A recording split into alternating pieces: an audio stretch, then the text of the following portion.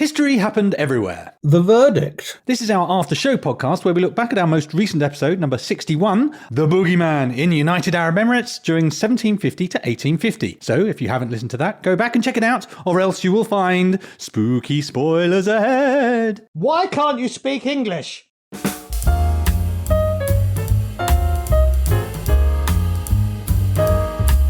Hello, my name is Pete Goddard and I am here in the HHE studio with the candle to my carved pumpkin. It's Mr. Ryan Weir. Yeah, I'm the pumpkin spice to your latte. No, I was thinking more that without the candle in it, the thing isn't scary. It doesn't really work. It's just a mutilated vegetable. Oh, okay. I was trying to be nice. Oh, yeah.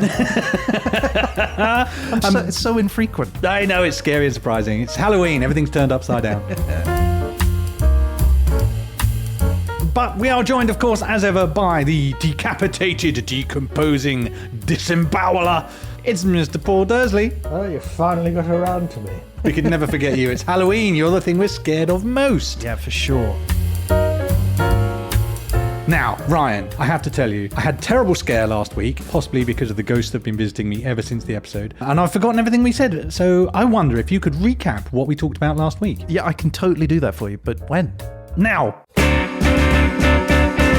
In this very spooky Halloween special, we travel to the Middle East to meet and greet with some of the United Arab Emirates' spookiest boogeymen. We shook hooves with the donkey lady, dove into the ocean to meet the father of the sea, were wary of the woman with sickles for hands, and met Kataf Rafay, the man who transforms into a boat with limbs. And we travel back in time to the pirate coast to witness the violence and vengeance of two real-life boogeymen, and all while munching on some very yummy camel milk choc.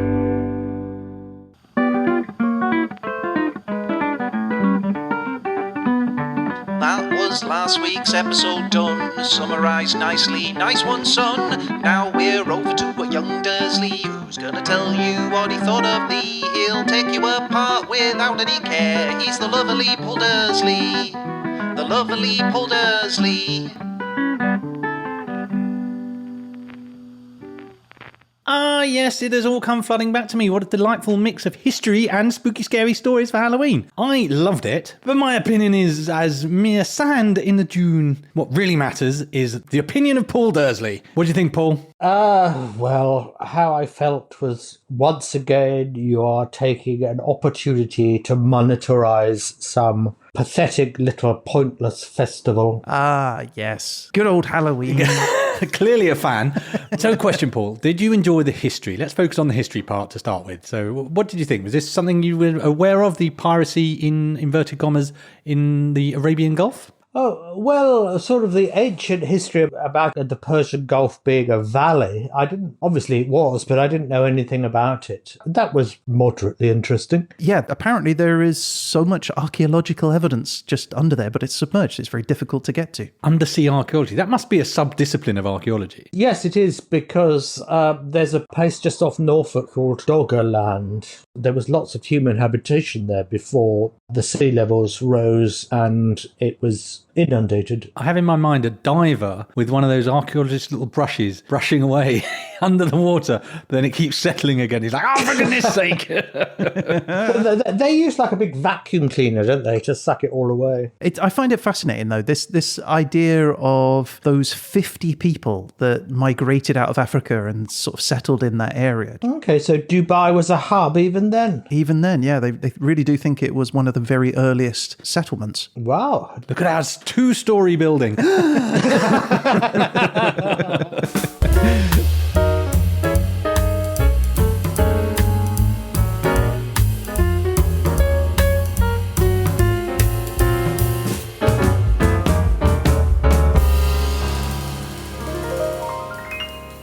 One of the things that kept coming back to me when I listened to the podcast back, actually, was I kind of forgot that the British Navy that we were talking about was, of course, not the British Navy at all, was it? It was a company navy, a private navy, representing the East India Company. And every time we said sort of the British ships, my head goes to kind of National Army Navy kind of things. But of course it wasn't. It was just, let's just send some gunships on company business, ultimately. That's right. I mean, there was a combination. So the Bombay government did send some ships as well, and it was sort of a combination. But yeah, very much at the beginning, this is all East India Company ships. It's an amazing thought to have a board meeting to go, right, we're going to war as a company. That's just crazy. So I was then thinking, wow, what precedents are there for corporate armies, right? Or navies particularly, because they seem like more extravagant. Loads in the past. Yeah, but I was thinking more recently. So at one point, the Pepsi company was doing a lot of business with the Soviet Union or the post-Soviet Union. And they kind of didn't have enough foreign currency to be doing business with Pepsi after they built some bottling plants and some other things. So they did a deal whereby they sold Pepsi 17 submarines, a destroyer and a frigate. What? To Pepsi Cola? To Pepsi Cola. Were they defending themselves against Coke or something at the time? Well, as a result of this transaction, they were the 7th largest submarine fleet in the world, was the Pepsi submarine fleet. But why? I don't understand. Well, I guess because the ruble was worth nothing at the time, so they went, right, we'll give you these submarines. I guess they had I think they more brokered a transaction with another buyer. So Pepsi hadn't gone out to like source some submarines? No. Pepsi were doing great business in Russia and they went, we want more money. And they didn't have money, so they went, do you want some subs instead?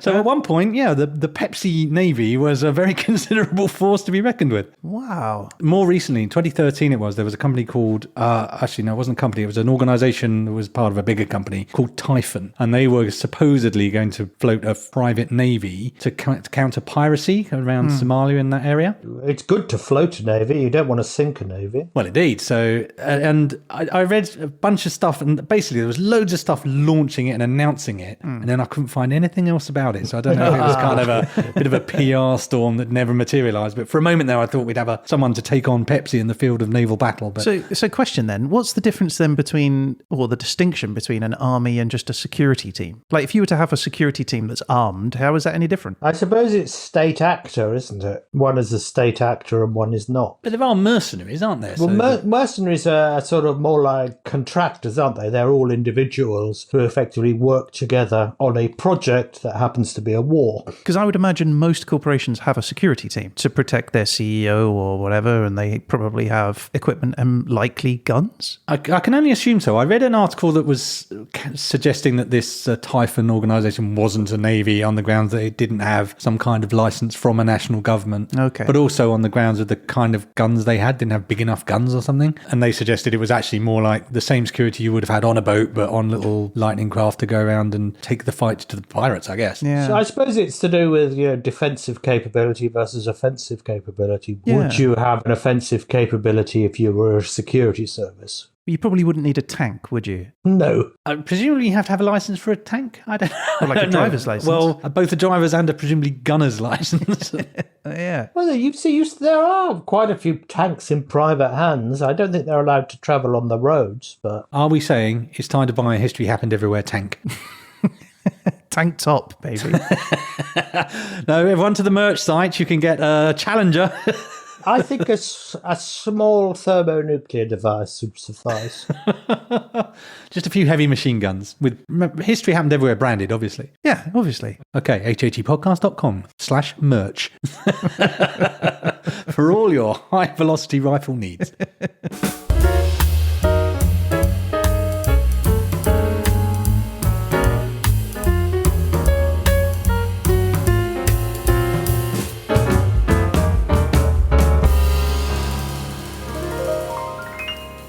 So, Mr. Dursley, was there any of the spooky tales that particularly resonated with you? Did you feel a frisson of fear at any of them, or were you just piff and smish, they're just myths? No.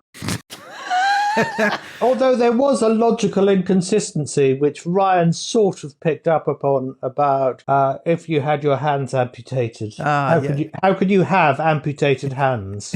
You can't have amputated hands because they're not there. Oh, I see. The hands have been amputated. You are simply missing hands. Oh, right, okay. Pedant. That was one of them. I thought he meant what we were saying is about, like, how can you have amputated hands and still have a grab good grab people? Yeah, but that's not what you meant. No. It is possible that the amputated hands are in his backpack. So he has them. But none of them frightened you? Not a frisson? I thought the one that sits on your chest in the middle of the night and pulls your tongue out was terrifying. Well, You've been met by Athayun, I'm sure. as you were saying, everybody wakes up at 3 o'clock in the morning with bad thoughts. It's just you've woken up at the wrong point of the sleep cycle when your amygdala's active. That's all it is. Or it's a sleep demon. No, I mean, yeah. it's an overactive amygdala. So, Paul, all right, you didn't like the stories I told. I told quite a few stories there. I didn't say I didn't like them. You just weren't spooked by them. No, I was actually surprised that there were so many of them, because when the UAE came up, I had a little sly grin to myself thinking, there's not going to be anything here. So I'll have to give you that. I must admit, when I got United Arab Emirates, I was concerned. But I told a lot of stories about a lot of these crazy boogeymen, but there were some that I couldn't get around to fitting in. We only had so much time. So how about Al-Salawar, otherwise known as the female gorilla, essentially Bigfoot of the desert? Okay. Would that spook you? Hairy woman? Yes, that would. Okay, maybe I should have put these ones in. All right, what about Al-Shabi? Al-Shabi is the man with cups for feet. What? He's a man who walks around on all fours with cups instead of gloves and shoes. So sounds like a donkey. I guess he's just clonking around in shoes. You can hear him coming, at least. Yeah, I guess so. Clink, clink. And then there was Asibian, which is mother of boys, which sounds spooky until you realise it's a chicken.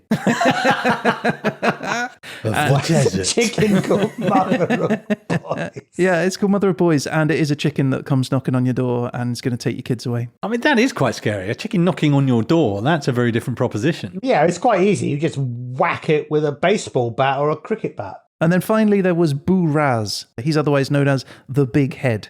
It's just a man with a big head. This feels like someone's just been doodling and then naming their things that they've just doodled. Man with cups for feet, big head, and the chicken mother.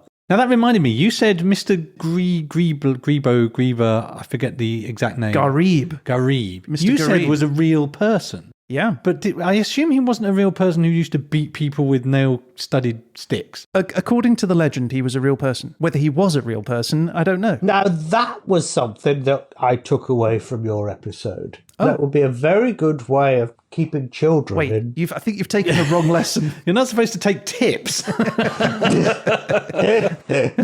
Paul is our very own boogeyman. He's certainly my boogeyman. They wouldn't do it again, would they?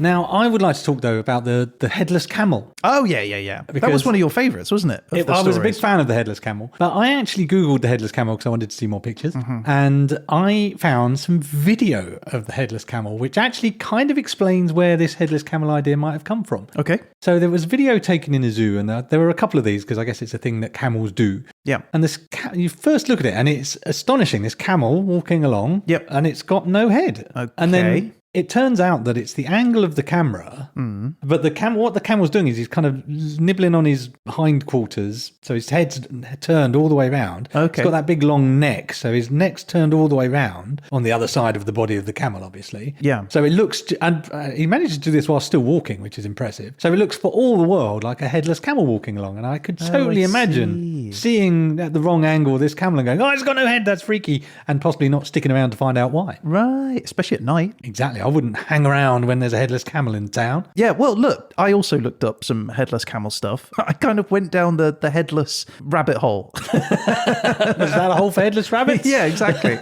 So cockroaches are the only animal capable of living for weeks without their head. But we're probably more familiar with headless chickens. Yes. Well, apparently when a chicken's head is chopped off, it's the pressure of the axe triggering all the nerve endings in its neck. And that sends like bursts of electricity down all of its nerves, and that sends all the muscles off. So the wings flap, it runs around until basically the nerves stop receiving that message, and then it just falls over and stops. Didn't one sort of, though, last for weeks? Yeah, I think I know exactly what you're talking about. On September 10th, 1945, farmer Lloyd Olson of Fruita, Colorado, went out into his yard to kill a chicken for his dinner. He chose a 5.5-month-old chicken, which he'd named Mike.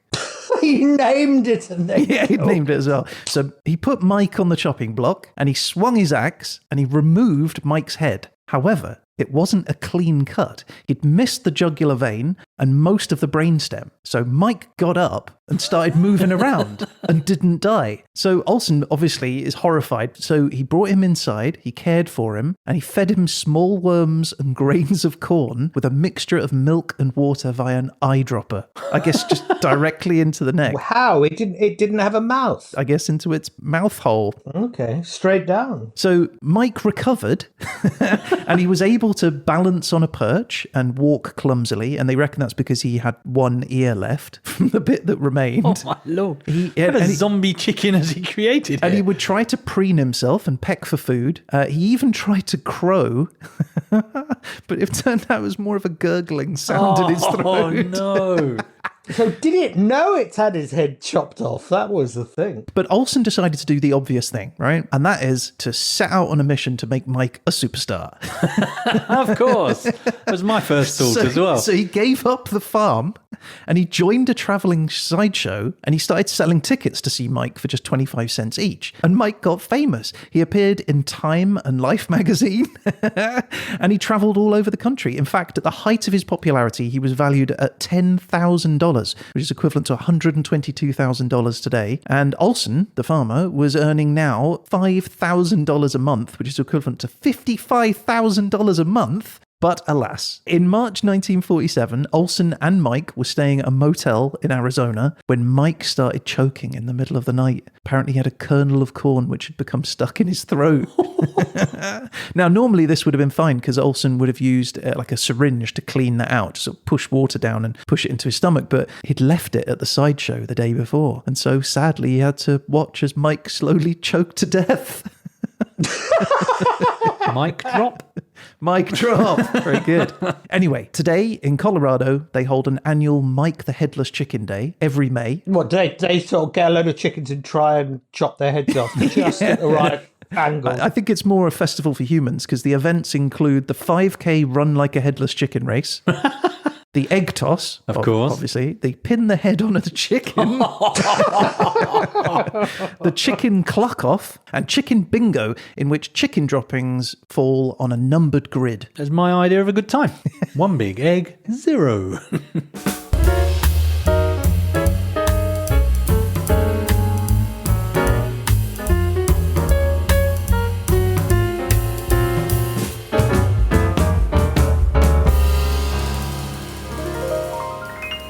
Okay, so talking of crazy characters, we also spoke about Abu Fanus. You'll remember him. He's the man with the lamp. Yes, indeed. He's the guy mysterious desert lights. Yeah, watch out for Abu Fanus if you're in the desert. He will appear to you at night and lead you astray. Could it be some sort of Fata Morgana at night? That is definitely one of the theories, yeah. Other theories for it include bioluminescence. So basically insects that glow swarming, so like fireflies or something. Have you ever seen those? It's absolutely fascinating. But if you sort of were in a place where they're bioluminescent insects, it is weird because it's like loads of people smoking around you. You just get little dots of light appearing and disappearing as if they're taking a puff on a ciggy. I actually haven't seen it, but it's on my bucket list of things to see. However, from the bioluminescence theory list is a rumoured type of owl which glows in the dark. A glowing owl? A glowing owl. Oh, take my money now. Other thoughts are that it's the result of marsh gas. I was going to say marsh gas. Yes. But then I thought I was silly because we were in the desert. No, there are still plumes of gas that's released from underneath. Well, there's loads of oil and gas there, so it's around. Yeah, good point. And the other thing, but as you rightly say, refracted light. Known as a Fata Morgana, which is a type of mirage caused by sudden temperature difference between different air layers. Temperature inversion, yeah. Which causes lights or objects beyond the horizon appearing as if they are above the horizon. So you could be, if you're in the desert, you might see a ship in the distance and think, there's the sea, which, you know, if you're in an Emirati desert, that might be a very real possibility of being saved. But of course, if you head that way, it's actually a much, much further than you would actually think. They're also called Min Min lights in Australia, and they've been seen apparently for millennia. And there's also the famous Marfa lights in Texas, which are very famous. And the whole town is sort of geared around the Marfa lights, where people can go and there's a viewing platform and you can actually see these lights yourself. Right, and we have Will-O-the-Wisp, of course. And Will-O-the-Wisp. Well, there's an interesting thing, isn't there? Because there were some astronauts during the Apollo program who kept on seeing flashes of light when they were going up, and they sort of never told people because they thought, this is stupid. And when they sort of did discuss it, they actually worked out what it was. It was cosmic rays that were actually hitting the retina and causing a flash within the eye. But are you talking about the Fantastic Four? Because it was the cosmic rays that changed those astronauts into the Fantastic Four. I'm afraid I can't comment on that because I only know about the famous five, and one of those was a dog, wasn't it? It was. They have very little in the way of superpowers, except detecting. Yes, I wasn't. I was never allowed to read those because I was told they were too childish. Unlike your good self. Very grown up, mature, smart, good grade giver. Too late for that, Ryan.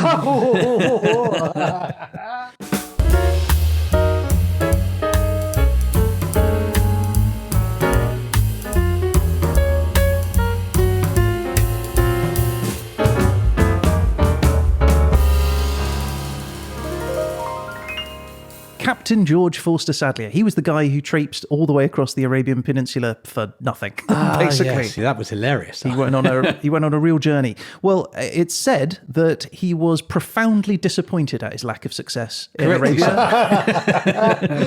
He became famous for the journey, though. He was the first European to cross the Arabian Peninsula for another 100 years. It didn't happen until 1912 after that. So he was the first one to do it and stayed that way for a long time. And so he retained an element of infamy. But he had absolutely no wish to be recognised for it. Again, for obvious reasons. In fact, he so refused to be associated with anything to do with Arabia. He was often quoted as saying he was pleased with himself that he'd made zero effort to adopt local customs or learn a single word of the Arab language. That is the British way. I've made no effort whatsoever to accommodate the place I lived for 2 whole years. I want to know if people pranked him for the rest of his life saying, could you just deliver this for me? Well, so what happens to him? So on his way back to Bombay, Sadlier is ordered to continue on to Pakistan, where he's given the task of negotiating a treaty with the emirs of Sindh in modern-day Pakistan. Now, this time, he actually succeeds. He has a sword available already, doesn't he? And he's rewarded with a 2-year posting in Burma, modern-day Myanmar. He was promoted to major in 1830 and he retired from the army 7 years later. So what happened then? Well, he returned to Cork in Ireland. A decade later, in 1848, he gets married and him and his wife emigrate to New Zealand in 1855, and 4 years later, he was dead. But I can also tell you the history of Governor-General Francis Rawdon Hastings. This was the guy who sent Sadlier off on the mission in the first place. It was his idea. Set out on the battle that he was trying to put off anyway. Hastings resigned from the East India Company 2 years later in 1821. His next job was a posting in Malta as the governor of Malta. So he and his wife boarded the HMS Revenge and set sail. But he never made it. He died at sea on the way there, and his wife took his body to Malta, where he was buried, but not before she ordered that his right hand be cut off and preserved. And then she took the hand home with her to Scotland. And when she died, she was buried in the family vault with his hand clasped in hers. So what did she used to do with that hand? My first thought was, it just goes to show you can have an amputated hand.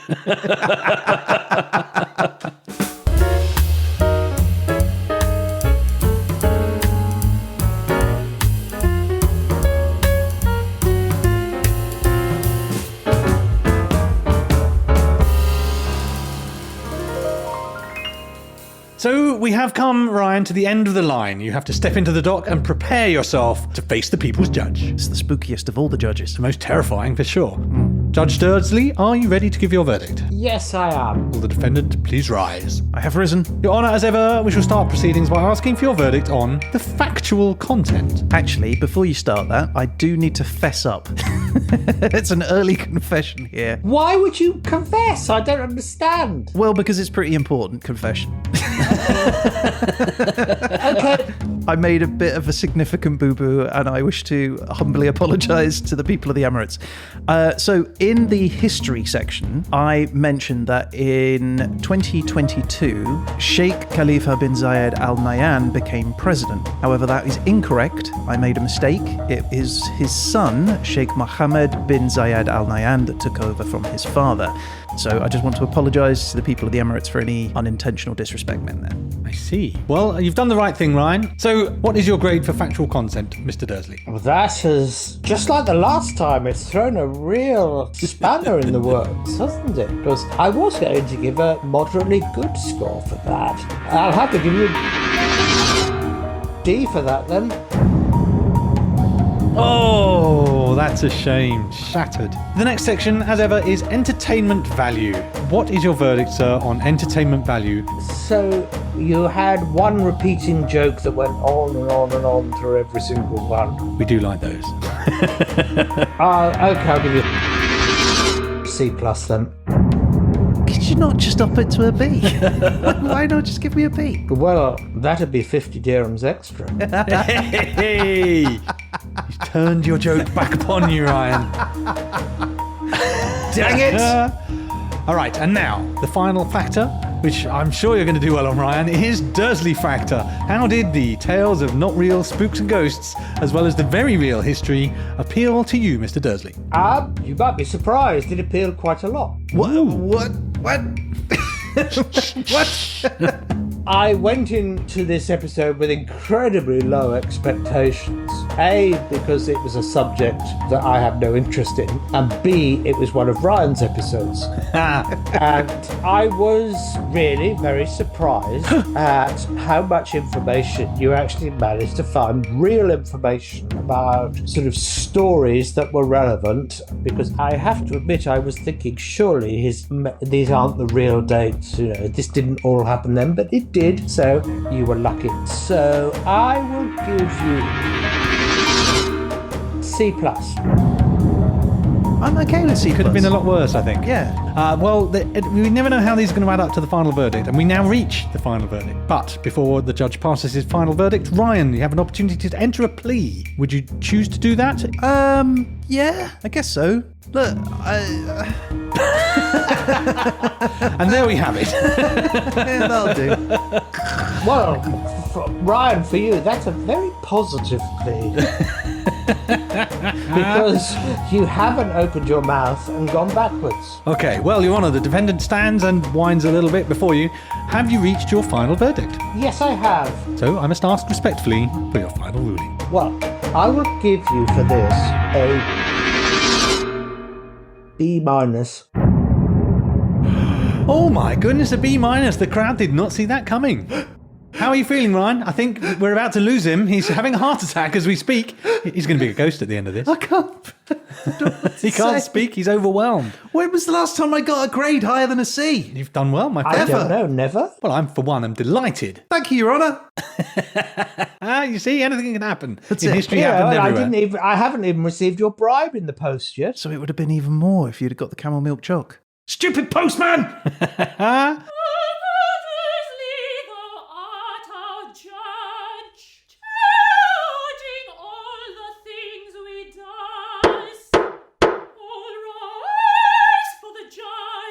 I'm stunned. I'm staggered. I'm taken aback. But I have to say that I can't quite claim that full grade to myself because I had some tremendous help from some amazing people. Oh, well, you don't want it? Well, no, I'll take it. Take it. So it's worth me thanking Mohammed, that's Reddit user serious_complaint_46 for his time and contribution to the episode, and Reddit user Eviz, 3IV, 3IS. And he sent me this book here. That's a big book. And that is full of Emirati folktales, and I would not have had them if it hadn't been for him. So, yeah. Okay, great and book work. details Thanks, are guys. in the episode notes if you have an interest in that kind of thing. Although I believe it's the only copy of that book in the world left. So contact me if you want some. Ryan@hhepodcast.com. So I have to say, well done, Ryan. I can only hope to live up to that high standard when we come to my episode of Face the Music in Bhutan from 400 to 500 CE. Okay, so that is our show for this week. If you'd like to get in touch about any of the things we've talked about on the show or just to say hi, you can reach out to us on social media or the website, hhepodcast.com, or by email, peteandryan@hhepodcast.com. Yeah, we'd love to hear from you. And you never know, you might end up featured on a future show. You can do that for sure if you rate and review the show on Spotify or Apple Podcasts. And if you do that, also your recommendation helps push the show to new listeners, and we would love that. Yeah, and if you're a TikTok, Instagram, Facebook, or Twitter user, you can find us at HHE Podcast. And if you subscribe to those or follow those, you're going to get an alert every time we post one of our little 1-minute animated HHE bites. And of course, we'll be back again soon with the next episode. But in the meantime, a huge thank you to the judge himself. Thank you, Paul. My pleasure. And that's it. I guess all that's left to say is... You've been listening to...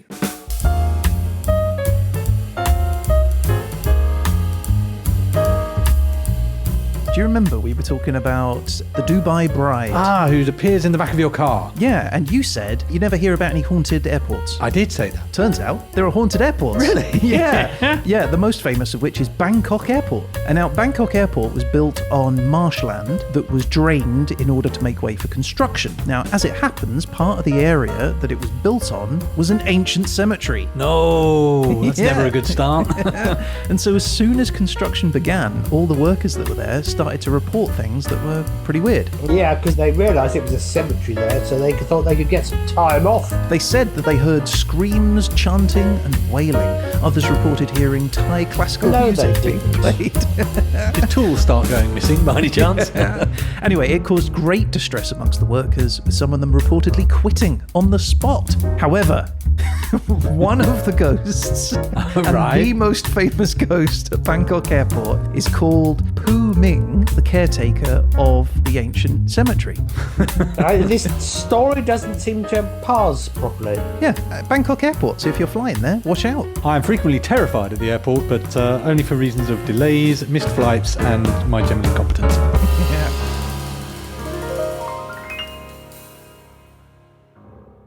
Infamy, infamy.